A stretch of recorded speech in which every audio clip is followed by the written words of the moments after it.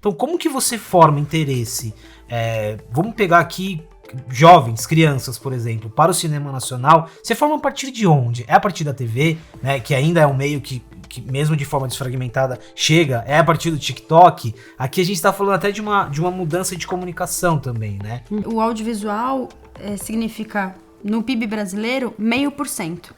E parece um número pequeno, mas esse número é superior à indústria farmacêutica, à indústria automobilística e à indústria de tecnologia. Então, a gente está falando de uma fatia relevante do PIB brasileiro, né? É um setor que gera e movimenta muita renda. O que é fazer teatro? O que é ser ator? Que não é só estar na televisão, que existe uma engenharia muito grande que possibilita, por exemplo, para os jovens uma formação em que eu posso trabalhar também com cenário, com figurino, com luz, com uma série de fatores que existe na indústria e que a gente não tem.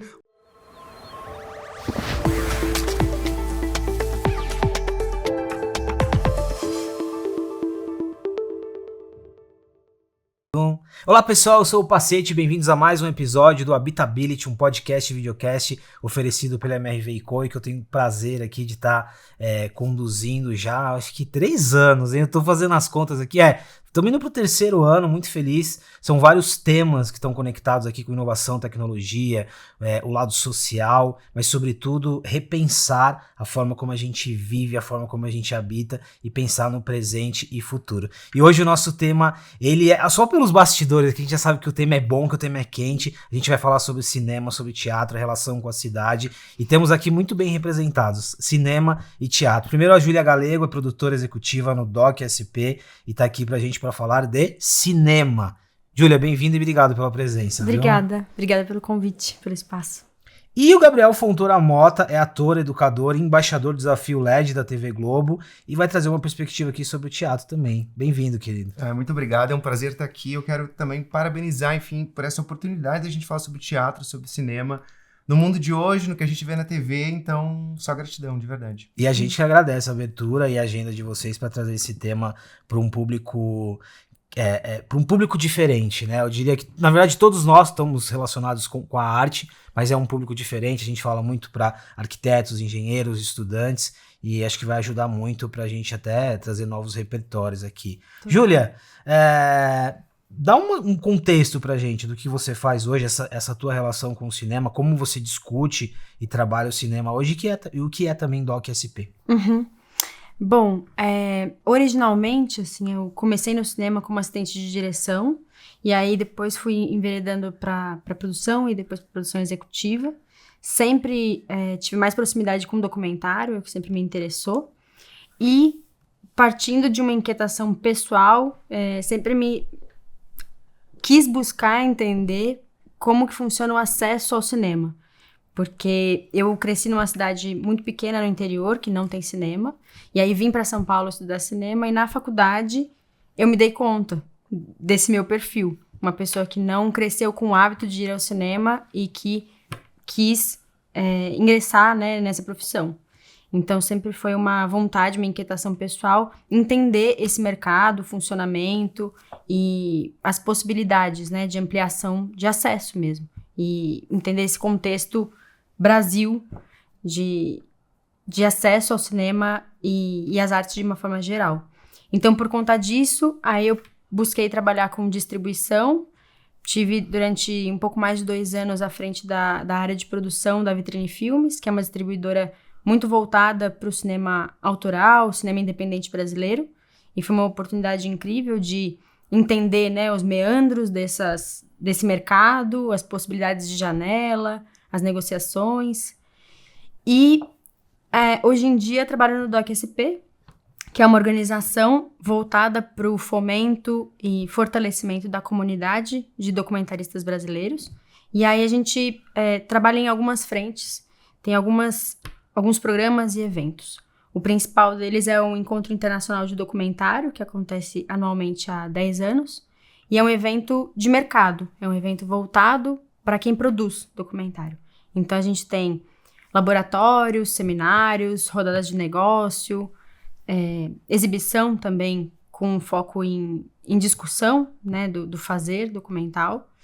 E a gente também promove ações para internacionalização do que é produzido no Brasil. Então, a gente organiza delegações que vão para fora em outros eventos de mercado e, enfim, mais ou menos isso. Tem dois lados interessantes aqui que eu vejo na tua carreira. Primeiro, o fazer mesmo, né? O que você falou, essa experiência ali dos bastidores, do fazer, e depois o lado de negócios também, né? Você mencionou o termo janela, é um termo muito característico, né? Do mercado em si. Essa junção ela é muito interessante. E claro que a palavra acesso, que apareceu muitas vezes aqui na sua fala, a gente vai voltar muito nela. Mas eu tenho uma curiosidade, você mencionou que não tinha cinema na tua cidade, né? Uhum. O que você perdeu por não ter tido esse contato com o cinema, talvez um pouquinho antes, assim, na tua formação? Você consegue enxergar algo que você perdeu? Olha, eu acho que eu sinto, né, que eu, enquanto indivíduo, talvez tenha demorado muito mais tempo a me entender em termos identitários, sabe? Poder me ver na tela foi uma coisa que tardou, e acho que hoje a gente trabalha muito em prol disso, né? Que a gente se veja mais nas telas. Então, eu acho que o impacto, ele parte primeiro desse lugar mais pessoal, né? De desenvolvimento pessoal mesmo, de poder refletir, se entender dentro de uma sociedade. Eu acho que isso demorou a acontecer para mim. E quando você tem acesso às artes desde cedo, isso é um processo que acontece antes, e isso enriquece toda a sua experiência de vida, né? E profissionalmente eu diria que eu sou super um ponto fora da curva, porque é muito raro pessoas que crescem nesse contexto de não ter muito contato com as artes terem vontade de trabalhar com isso. Então também a gente está falando de é possível fazer essa análise, né, de mercado de trabalho, que as possibilidades acabam sendo reduzidas quando você tem menos conhecimento, menos oportunidade de ver possibilidades, né, do que se trabalhar. Aqui é o lado prático do que você falou de acesso, né? Olha o impacto que isso tem numa formação. Exato. E aí, Gabriel, agora um pouco de você, assim, daqui a pouco a gente volta especificamente para falar do teatro de uma outra forma, mas me conta um pouco de você, assim, como que Porto Alegre, São Paulo, teatro, como que foi essa trajetória? Então, eu fico feliz de escutar a Júlia e me identificar com esse espaço da gente estar isolado do meio artístico, né? Principalmente quando a gente vai ver nos programas de televisão, enfim, entrevistas, é muito distante, principalmente de Porto Alegre, mas também da minha família. Enfim, eu sou com muitos da torcida do Flamengo, eu não tenho pai, enfim, na minha identidade, e a minha mãe tem esclerose múltipla. Ela, professora do estado, ela sempre me colocou, claro, com pouca grana, mas ela conseguia comigo as bolsas nas escolas particulares. Então eu tava naqueles ambientes, mas eu não tava indo para Bariloche, eu não tava, enfim, frequentando o que a galera com grana fazia. Apesar deles terem dinheiro, uma coisa a gente se conectava. Nessas escolas particulares, eu tô falando de uma perspectiva de 2008, 2007, 2009, ninguém falava a palavra teatro. E sim, escolas particulares que poderiam levar as pessoas ao teatro, tudo isso. Então, esse espaço, quando eu me interessei por fazer teatro, quando eu me interessei por fazer televisão, porque no 8º ano do Fundamental teve um professor que dava teatro, e eu também vou falar um pouquinho depois sobre a BNCC, esse espaço da gente ter teatro no colégio, ter cinema no colégio. Eu pensei, nossa, eu tava fazendo uma peça dos Três Mosqueteiros, eu era D'Artagnan, e eu lembro que eu caí no chão, assim, suando, e eu pensei, nossa, isso é legal, além de jogar bola. Bom, já que eu não vou ser jogador, eu posso ser ator. E aí eu vi aquilo como profissão, e eu pensei, isso existe, isso é uma profissão, e aí eu posso ir atrás disso.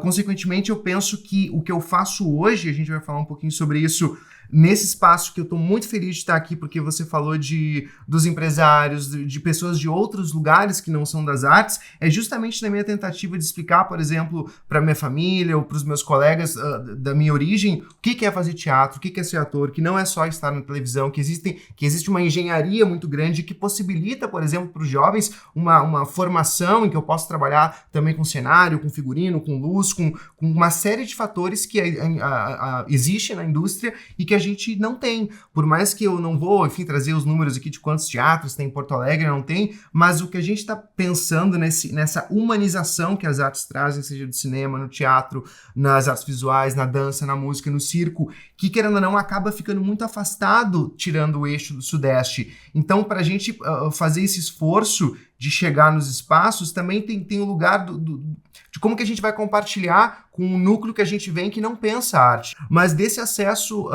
que a gente vai pensar também do afastamento do Sudeste, seja no Norte, no Nordeste, no Sul, que infelizmente a política pública não chega, então não se tem incentivo, não se tem os festivais, não se tem os teatros e a performance. Eu tô aqui na Praça Roosevelt, eu vejo toda hora uma performance, no Minhocão tem teatro, tem cinema, isso não tem nos lugares. Aproveitar que você mencionou Roosevelt e falando de São Paulo, como que foi o teu acesso ao consumo de teatro, né? E aí, fazendo até um paralelo com a pergunta que eu fiz pra Júlia, assim, demorou, não demorou? Que consumo era esse? Ou seja, em outras palavras, como que o teatro te formou também? Eu também não tive esse lugar de ir ao teatro quando criança. E fui querer ir ao teatro depois que eu comecei a fazer teatro. Então, tá nesse espaço da gente receber esse presente, desse insight de poder ter tido um professor no 8º ano que deu teatro, e aí eu fiz e pensei nisso, e por isso que eu trabalho nesse espaço com não atores. O que eu tô trazendo hoje, principalmente do que eu vivenciei na pandemia, eu fazia teatro, enfim, tava trabalhando até a pandemia, chegou a pandemia, enfim, eu me inscrevi no mestrado e fui para Campinas. E tá nesse espaço de poder mostrar pro advogado que teatro é legal, que ele pode fomentar o teatro, consequentemente comprar um ingresso e ir no teatro, falar pro empresário que se eu quero um patrocínio, se eu quero um apoio, eu preciso comunicar. Então, o que eu penso é tentar acessar esses núcleos que não fazem teatro, mas que conseguem usar do teatro para soft skills, como na Forbes ou como em outros lugares, que eu consiga me movimentar com o teatro para me comunicar. Né? Acho que também aqui, a palavra acesso aqui, e eu acho que está muito claro essa necessidade do ecossistema da indústria como um todo de se abrir também e de se conectar com outros segmentos. Isso está muito claro.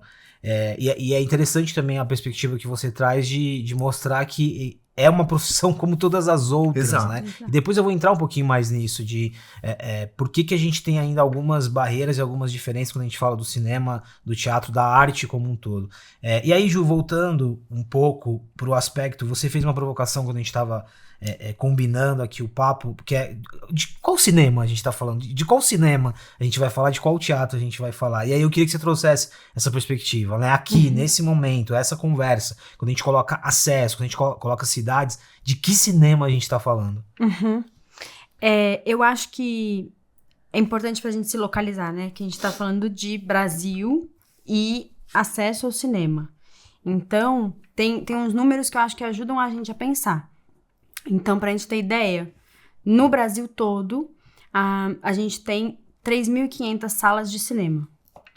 Isso significa que, para cada sala de cinema, a gente tem mais ou menos 60 mil habitantes. Aqui a gente está considerando tudo. O cinema que está no shopping, o cinema que está na cinema rua, na rua, tudo. Isso. Mas, atualmente, 90% das salas de cinemas estão dentro dos shoppings. 90%. 90%. Então, também tem um processo histórico que a gente pode observar, né? Olhando para a cidade de São Paulo como um exemplo, porque sim é onde tá a maior concentração de salas de cinema, né? Há algumas décadas atrás, a gente tinha muitas salas de cinema de rua. E isso foi se perdendo e o contexto que a gente tem hoje é esse. 90% das salas estão dentro dos shoppings. E isso reflete muito as mudanças de hábito, né? As mudanças de relação com as cidades e também qual é o público, né? Que chega até o cinema, porque a gente sabe que o shopping não é um ambiente amigável para todas as pessoas, também tem isso, né? Então, acho que é importante a gente pensar nesses números, porque vamos imaginar que uma sala de cinema tem, em média, 100 lugares. A gente está falando que para cada 100 lugares a gente tem 60 mil pessoas. Isso é um número muito baixo. Para a gente ter ideia de ordem de grandeza, nos Estados Unidos, se a gente faz essa mesma conta, né, essa mesma relação, eles têm 10 vezes o número de salas. E isso a gente pode entender como um projeto de fortalecimento desse setor, né? Porque a gente está falando Brasil ou Estados Unidos, a gente está falando de países que têm uma população muito grande. Então, um potencial consumidor muito grande. No caso do cinema, a gente não alcança esse potencial consumidor. A gente também consegue ver nos relatórios anuais que a gente tem do Observatório de Cinema e Audiovisual que o market share é muito desequilibrado. A maior parte do consumo é de filmes internacionais. E muitas vezes é feita uma análise rasa, né, de oferta e demanda. As pessoas não querem assistir filme nacional.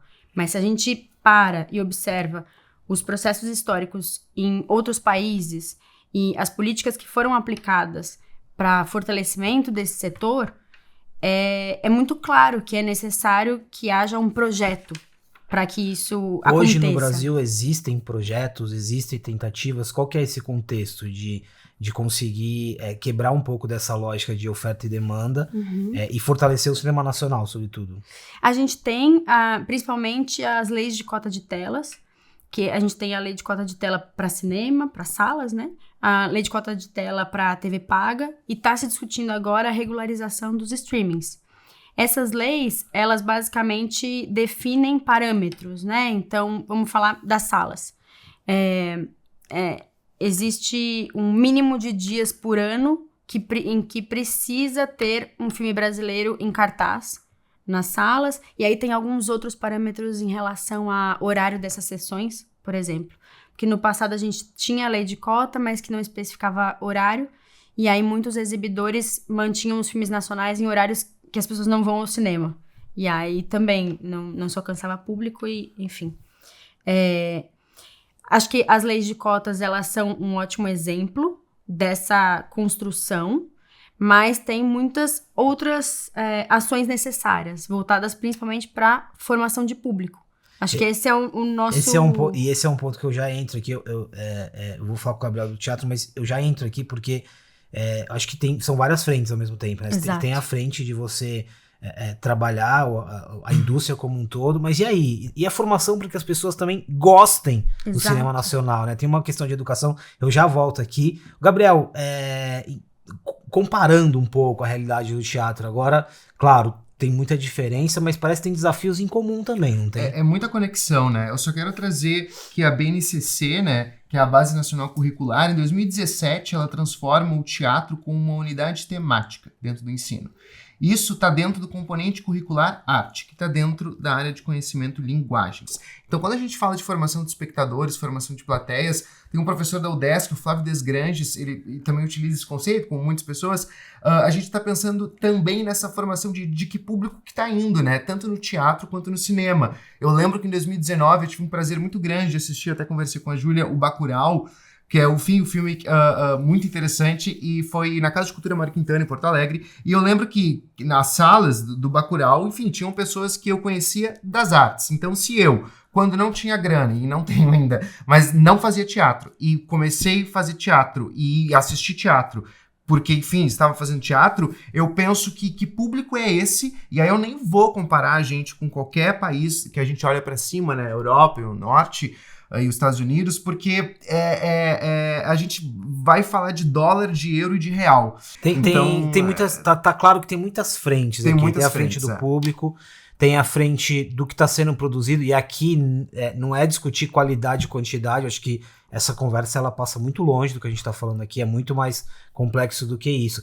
Vocês me fizeram lembrar agora, e aí eu volto, Júlia, para falar da formação do público. E vocês me fizeram me lembrar algo muito pessoal, que para quem não é aqui de São Paulo, eu sempre me dou como exemplo, mas eu sou da periferia de São Paulo, moro em Osasco, fica mais ou menos uns 23 quilômetros da região central. Imagina, para um garoto, o desafio de fazer esse movimento. E eu lembro que a minha formação de consumir teatro foi no Teatro do SESI, na Avenida Paulista aqui, que ainda existe, e que naquela época não, ainda tem isso, ele tinha espetáculos de muita qualidade, de vários tipos, e você tinha uma janela ali que era gratuito. Você vinha, claro, pegava fila, e foi isso que me trouxe eu não digo repertório, mas que me colocou em contato com o teatro.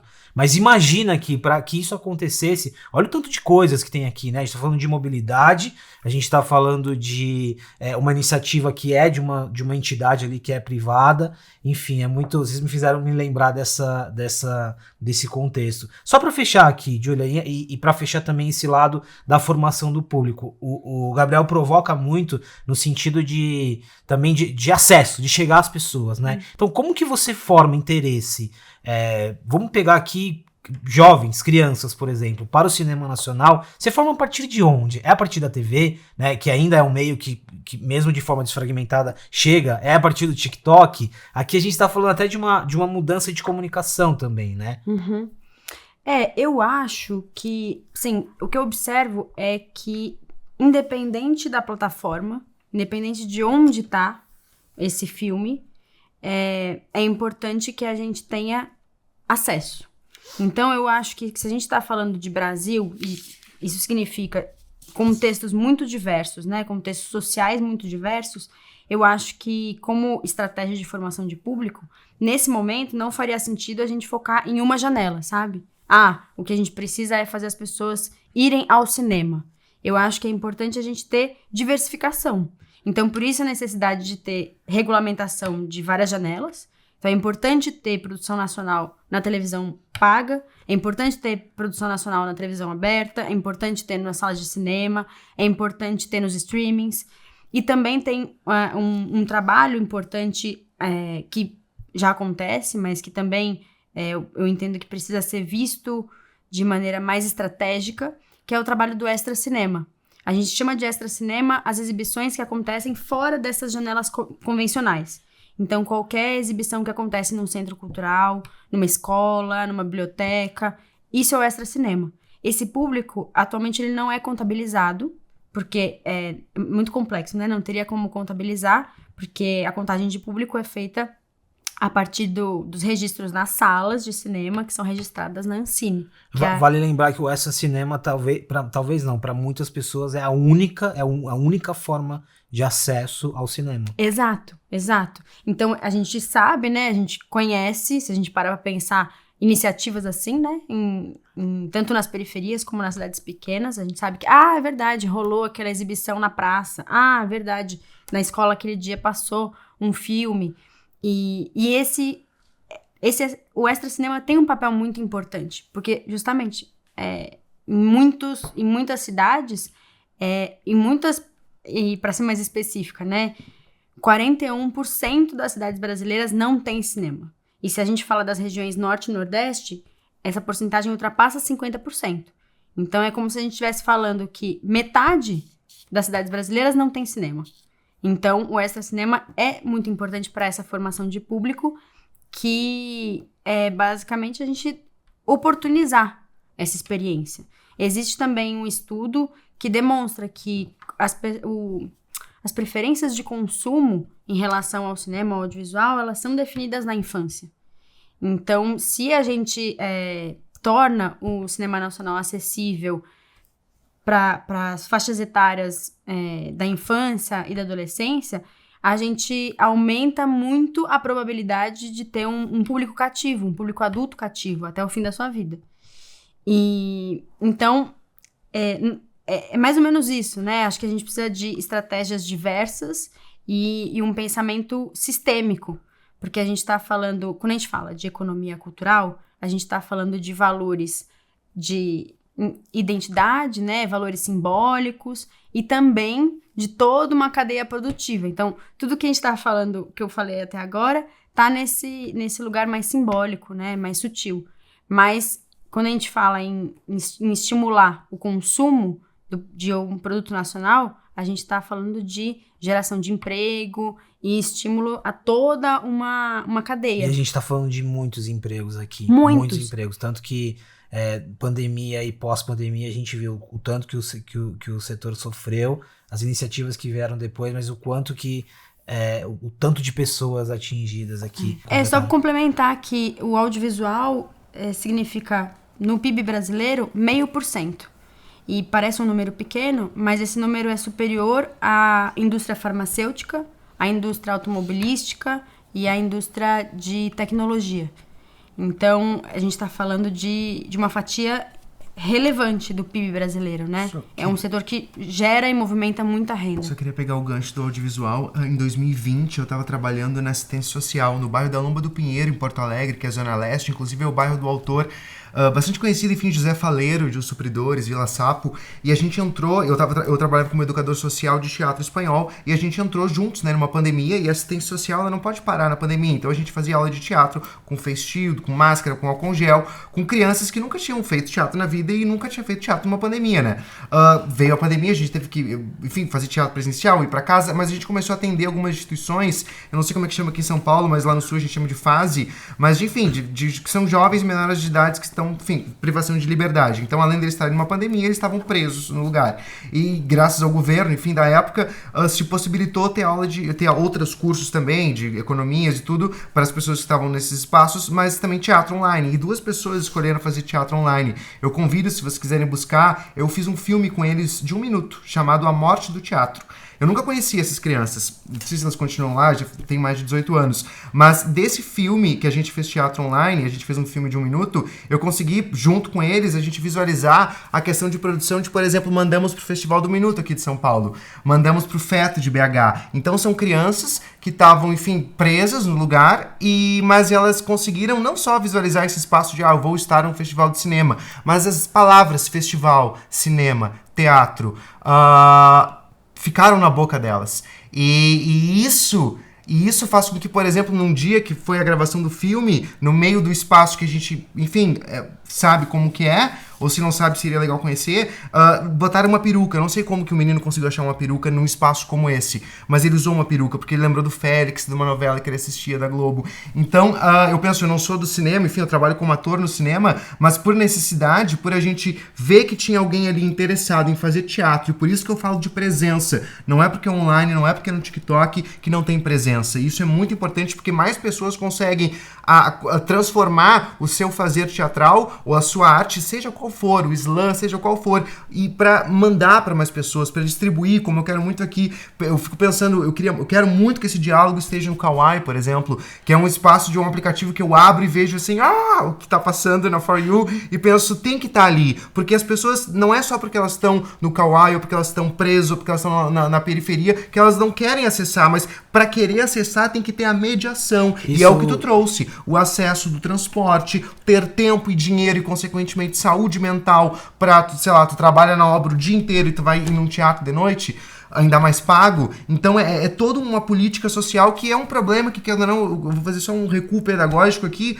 vem de mais de 500 anos, é muito complicado. E aí, pensando até nas perguntas, lutar contra um mercado internacional que enfim... Tem um ponto aqui, aí de novo, a gente volta ao acesso, e o que você falou complementa muito com essa ideia do cinema, do teatro expandido, né? De novo, a gente não tá falando aqui especificamente de uma... Óbvio que agora eu vou levar um pouco pro lado da cidade, vou falar de plataformas específicas, mas a gente não está falando de uma plataforma específica. Acho que é a expansão do conceito, que é isso, o acesso, ele também passa pelo digital, ele também passa de levar o cinema e o teatro pra tua cidade. Já tem agora? Não. Então, pra tua cidade e por aí vai. Aqui em São Paulo a gente vê o totem comercial, eu vou no metrô e a TV do metrô é maravilhosa, que passa o que tá acontecendo na cidade, eu consigo me informar pegando o metrô. Claro que a gente vai ter isso também no Transurb lá em Porto Alegre, mas são acessos que eu saio, por exemplo, do centro de Porto Alegre, minha família é bem do extremo Zona Sul, ou se eu vou pro leste, pro Pinheiro, não tem ou teatro, ou outdoor, ou nada que relacione a arte, nada, e eu tô falando não só de teatro, de cinema, mas de qualquer linguagem. Então tá num lugar de... Eu encontro, claro, por buscar a ascensão social, então eu encontro um isolamento por não conseguir dialogar mais com o lugar que eu venho, porque as pessoas não assistem Bacurau e não têm um interesse além de Velozes e Furiosos, porque foram ensinadas a isso nos contextos que se tinha também na época, e eu fico muito feliz que agora a profissão de educador social, inclusive, vai ser regulamentada, e que é uma perspectiva de acesso que agora está na mesa do público. Aqui você já deu um exemplo que conecta muito com cidade, né? Só nesse exemplo dos totens e tal, ainda que tem um lado muito comercial, Mas agora eu quero pegar na parte da arquitetura.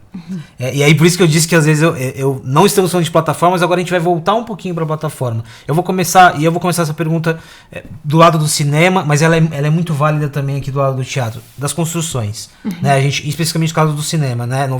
Você disse que 90% estão dentro de shoppings, né? Sim. E esses cinemas de rua, né? A gente sempre teve muita discussão aqui, um cinema super tradicional tal, virou outra coisa e por aí vai. Por que essa relação ela também é importante? Aí pensando na cidade. Por que ter um cinema ali na rua é um ato de resistência também, né? Porque muito do argumento tem a ver com segurança, violência e por aí vai, ocupação. Mas por que também é importante esse signo, né? O cinema. Isso vale para o teatro. Imagina, hoje praticamente nos grandes centros um ponto turístico acaba sendo um teatro. O teatro ele é um elemento da arte que vai além da narrativa, né? Por quê? Por que falar da arquitetura aqui na nossa conversa também é importante e a gente não pode esquecer disso? Bom, eu não sou, né, da área da arquitetura e urbanismo, então eu vou trazer um pouco uma perspectiva, né? No meu entendimento, a forma que a gente se relaciona com os espaços, ela define, né, como você transita, onde você entra, onde você não entra. E o espaço dos shoppings, por exemplo, ele é o santuário do consumo. Então, se a gente fala de acessar o cinema dentro de um shopping, eu acho que todo mundo já tem essa experiência, né, e consegue visualizar que é um cinema de rede, uma rede grande, né, e que prioriza os blockbusters, por exemplo. Então, é um cinema voltado pro entretenimento e dentro de um espaço que tem como chancela de quem entra e quem não entra, quem pode pagar. Você não entra num shopping se você não vai consumir algo. É raro, né? E se a gente tem cinemas que são cinemas de rua, ele tá num lugar que é como você falou, né? Você tem pontos de referência numa cidade, que são os espaços culturais.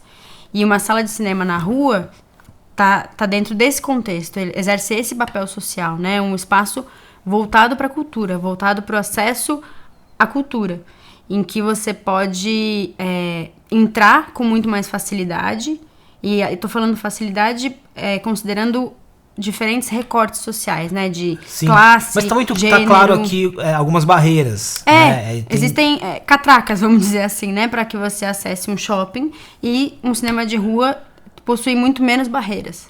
E aí a gente tem também características, né, porque são cinemas diferentes. Eu falo das redes porque a gente está falando de majors, né, empresas que têm uma possibilidade, uma pressão econômica muito maior do que os cinemas, as salas de cinema independentes, né? E que são, em sua maioria, as salas que estão nas ruas. Então, são empresas que também têm outros interesses, né? Tem um interesse também em exibir filmes independentes, exibir outros tipos de produção. É interessante o seu exemplo. Tem uma reflexão aqui, no caso da cidade, em tese, os shoppings, sim, são ambientes democráticos até um lado, mas também não são, né? Porque você, imagina, tem um signo, o shopping ele tem um signo. Ah, não, esse shopping é frequentado por esse perfil. Exato. E por aí vai. Então, aqui é um elemento muito importante, faz muito, muito sentido. E aí, Gabriel, voltando pro lado do teatro, diferentemente do cinema, eu consigo associar um pouco mais o teatro à cidade. É claro, temos teatro nos shoppings, mas temos teatro na cidade. E eu consigo fazer a associação do teatro com a cidade. Então eu consigo lembrar, olha, eu fui assistir a um espetáculo, mas é no teatro tal, que tem uma história, que tem uma relação. Nesse caso, como que a gente faz essa correlação? Cidade, teatro, acesso e por aí vai? Quando eu estava em Barão Geraldo, agora na Unicamp, em Campinas, tem um teatro de arena lá, né? E eu fiz esse experimento de perguntar no restaurante universitário, e isso eu fiz também em Porto Alegre, no Rio Grande do Sul, no restaurante universitário que fica no centro, na fila, onde tem a maioria das pessoas, quem é que acessa a universidade pública ainda hoje, né? Pessoas brancas, com dinheiro, perguntar se eles conheciam o teatro ali, o teatro de arena de Barão Geraldo, ou lá no Rio Grande do Sul eu perguntava pra gente que era da medicina, gente do direito, gente das letras também, das humanas, ninguém conhecia sequer que tinha um curso de graduação em teatro. Porém, contudo, todavia, os meus alunos, eles iam sim muito a cinema, a shopping, sem um tostão. E eles tentavam entrar nos shoppings, isso pré-pandemia, e aí os shoppings fecharam, e eles amavam ir ao shopping. Eles nunca conseguiram comprar nada no shopping, mas eles adoravam ir no shopping. Só que, querendo ou não, esses alunos que são os da universidade, da medicina, não sei o quê, eles vão ao cinema de rua. E aí eu penso, pra quem que a gente tá falando, né? Porque eu acho que esse espaço burguês de falar mal do shopping, e óbvio que o shopping tem todos os problemas que nós sabemos, mas tá muito nesse lugar da gente que, querendo ou não, me coloco dentro disso, que é acesso à universidade pública, e que vai daí, obviamente, falar mal do consumo e do shopping, de tudo isso, porque a gente teve isso quando criança, teve esse acesso. Quem não teve... não vai ter o pensamento do cinema de rua, não vai ter... Em São Paulo isso pode, porque se eu tô caminhando na rua eu vejo um teatro acontecendo. Porto Alegre já é muito mais difícil. Então o que eu penso é que... eu acho que os meus alunos lá da Lomba do Pinheiro e o pessoal que eu conheço do Everton, meu colega do Desafio LED, do Grajaú, aqui em São Paulo, eu tava com ele no Rio e a gente viu um shopping no centro do Rio e ele é de periferia, ele é pobre, ele tá batalhando, ele ganhou o LED com o projeto Mentoria na Perifa, o meu projeto se chama Habla Espanhol, e ele queria muito entrar num shopping ali no Rio e a gente comentou sobre isso na época, porque isso, no Grajaú ele não tinha esse acesso quando criança, nem a grana, nem de entrar, e a gente nem precisa falar o que os seguranças fazem com as pessoas no shopping. Então, será? Pois é isso, sabe? É uma formação, e só para complementar, antes, é uma mediação cultural e uma formação de acesso para buscar novas pessoas e como que isso chega na mídia, na comunicação, e como que a gente imprime essa perspectiva que todos nós conseguimos acessar. Que não é só um lugar, volta a falar do estereótipo da Belle Époque, né? Da Zona Sul do Rio de Janeiro. Ou desses acessos da Vila Madalena, aqui Vila Mariana e tal. Da galera que anda no Minhocão também. Eu ando ali no Minhocão todo dia, eu vejo. Então eu penso pra quem que a gente tá fazendo cinema, pra quem que a gente tá fazendo arte, quem que a gente quer colocar nessas salas de cinema. Será que a gente quer que a periferia frequente cinema de rua e teatro de rua? Porque é isso, os meus colegas lá da Unicamp da Medicina e do Direito super vão nos festivais, meet, frequentam as coisas mais desconstruídas do mundo e odeiam os shoppings. Então eu penso pra quem que a gente tá falando. Eu acho que tem as duas perspectivas são muito válidas e tá muito claro que em ambos os casos a gente tem barreiras a serem desconstruídas aqui, né? Não é porque em tese o cinema tá na rua e ele dá acesso que não temos barreiras, ele temos várias. Sim. E o oposto é a mesma coisa. Eu acho que vale a pena completar o raciocínio, porque acho que a oposição que eu fiz, né, entre o cinema de rua e o cinema de shopping, não é minha intenção fazer um juízo de valor entre esses espaços, sabe? Porque eu acho que é essa mesma análise que a gente precisa fazer. Quem acessa esses espaços e quem quer acessar esses espaços.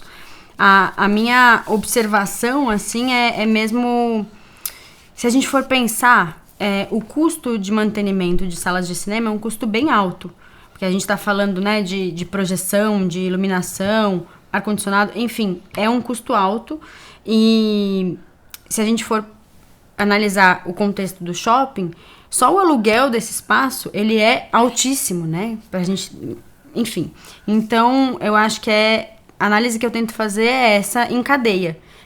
Qual é a empresa que pode pagar pelo aluguel de uma sala no shopping? E o impacto que isso tem no conteúdo que vai ser exibido. Exato, porque também não acho que faz sentido demonizar o papel dos exibidores, né? Que priorizam, sem cota de tela, priorizam sempre os filmes blockbuster. Porque o objetivo dessa empresa é que mais gente agora, né? Não daqui 10 anos. Mais gente vá no cinema, ocupe as salas, pague ingresso, para que essa empresa continue funcionando.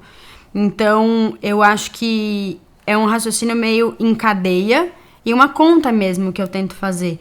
Que o espaço do shopping, ele acaba priorizando esse tipo de cinema e que não digo que... Também não estou fazendo um juízo de valor, mas é importante a gente analisar que é apenas um tipo de produto. Sim, e são muitas camadas aqui e é muito interessante porque o que tá muito claro, e aí para terminar, tá muito claro aqui, no começo a gente até, a gente fazia diretamente essa pergunta, né, qual a relação do teatro, o cinema com a cidade, e aí nas respostas de você, olha o tanto de conexão que tem aqui, né, até no caso de um shopping que você pode não ser acolhido, mas como também você pode ser acolhido pelo consumo, né? Voltando de novo ao exemplo, eu quando criança, é óbvio, eu não tenho dinheiro, mas quero estar no shopping, talvez pelo menos pra sentir o cheiro do fast food, eu não sei. Mas tem um não acolhimento, tem um acolhimento. No mesmo caso, num cinema de rua, é seguro, não é? E por aí vai. É muito interessante aqui, como que... Olha a relação total com a cidade. Sim, e no cinema de rua também, né? Você trouxe quem é que se sente à vontade pra entrar, ou até quem tem vontade. Exato, e aí volto exato. no ponto da formação de público. Se a gente tem uma população que, na sua maioria, nunca teve oportunidade de conhecer a diversidade que existe na produção brasileira, como que ela vai sentir vontade de assistir se ela não conhece, né?